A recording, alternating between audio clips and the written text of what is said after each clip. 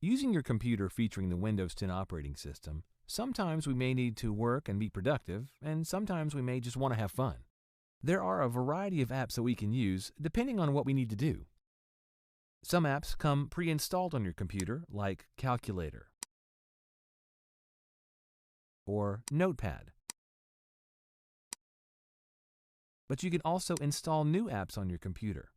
Using Windows 10, you can find and install apps from the Microsoft Store app.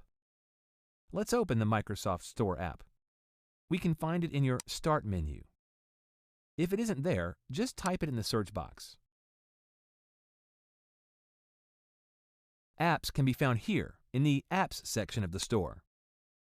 Think about apps as tools which fall into different categories. Featured apps will always appear at the top.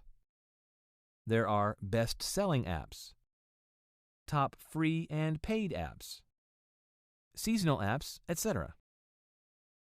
And at the bottom, you can filter apps by category. Looking for an app so you can watch sports or keep up with your favorite teams? You can find it in the sports category. An app to help you manage your books or track your portfolio? You will find those apps in the personal finance category.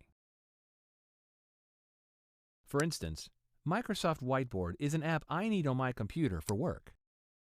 To install it on my computer, I just click on the app, and then within the app page, click Get. From there, it will download and install the app on my computer, and then I'll be ready to work.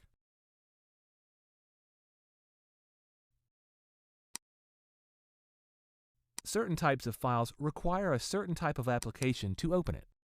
Notice when we attempt to open a text file and select Open With, we have a handful of text editing applications to choose from. If we look at a photo and select Open With, we are presented with several applications to choose from to either view the photo or edit the photo. The Open With selection will be different depending on the file you're looking to open. Once you become familiar with the types of apps you can use on your computer, you will always have the tools you need to get things done.